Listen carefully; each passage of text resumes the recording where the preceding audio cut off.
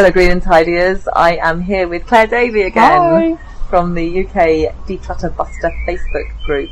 You might have seen videos that we've made together before, and we are taking advantage of a glorious spring day to sit in her back garden on her new garden furniture today. It's rather lovely. And we are going to look at sentimental items, which is a type of clutter that a lot of people really struggle with. My first question really was, what are sentimental items? I think it's a really good question. Like, you could say that everything we own's got some kind of sentimental value just because we own it. There's a really well recognised psychological effect called the endowment effect, which is as soon as we own something, it becomes more valuable to us.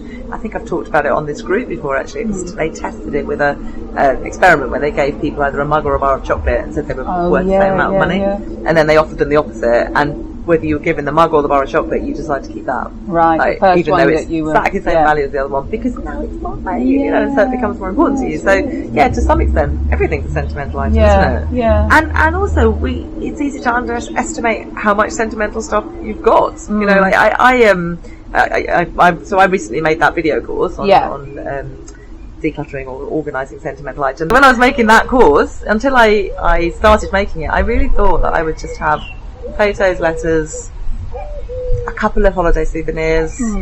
I didn't really think I had a lot of sentimental items. Yeah. And then obviously I was working on the course over several months, and I would just see all these items and I'd be like, oh yeah, and that, oh yeah, and that, oh yeah, and that, like items of clothing, items of jewellery, like so much of pictures on my wall, like just pretty much kind of everything actually, you know, like apart from the real basics like my electric drill, most of the stuff I've got was like, it was given to me, or it's associated with some kind of person or time or event or memory, and so it has some kind of sentimental value. So I think it's really the point. It's really tricky, isn't it, to think about how to declutter that kind of stuff. Yeah, that's why I don't recommend doing sentimental items. I mean, it's great to be doing this today, but that's why I don't say to people work by theme, like MK.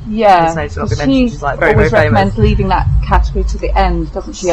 Which I think that's very sensible advice, because you need to kind of get in the swing of it and not deal with something that's really tough to start off with. I think that's great advice.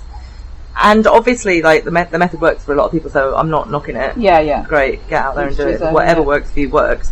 Personally, however, I find it easier to deal by area, to work by a drawer, a surface, under a bed, whatever, rather than try and gather together all one theme. Because for one thing, I think you might miss stuff. You might not know where all that stuff is. For another, you might do a great job on the sentimental stuff, but the house won't look any different because you took a bit from here and a bit from there and a bit from there. It's always good to see your progress. Yeah, exactly. And then also, when are you ever going to get around to the rest of the stuff in that drawer? What if it doesn't obviously fit into one of these categories? You know, so how are you going to make sure you don't leave that out? So it just isn't the way I would approach it. But obviously it works for a lot of people, and that's fantastic. Yeah, so I've always done it like you, just go by area, and then you get the nice before and after. Exactly, and you see gradual progress. You keep that area clear once you've cleared it, and you can sort of, like as a wave through your house, you can go from clutter to order. That is how I always approach it. But as I say, if it works for you, it works. So I just do whatever works. Yeah. And today we're going to go through this. Yeah, so this is a bit different because obviously it's not an area. I've gathered some things. So you've got some idea what's in here because you went around and pulled it out. Obviously I've got no idea what we're going to find. But so it's all different stuff. There's we'll see in a minute when I pull it all out. But I just sort of went around the house and thought, what is a sentimental item? Yeah. And try to find some things that would. So we'll go through it one at a time. I said just one other thing before we start. Just advice to other people that might be watching. If you do decide specifically to tackle sentimental items, like I always say this, but particularly with sentimental items, I really, really would underestimate rather than overestimate how much you can get through, because inevitably, being as they're sentimental items, they can bring up all sorts of emotions. It could be quite uncomfortable at times. It could be quite emotional. It could be quite emotionally exhausting. It might not be. It might be a lovely experience, but just go really easy on yourself if you're going to concentrate specifically on sentimental items. Take it easy, just for a small amount of time. See how you go. You can always do a bit more if you feel like it, but don't over commit yourself and then feel like you're not able to finish it and feel completely wrung out at the end.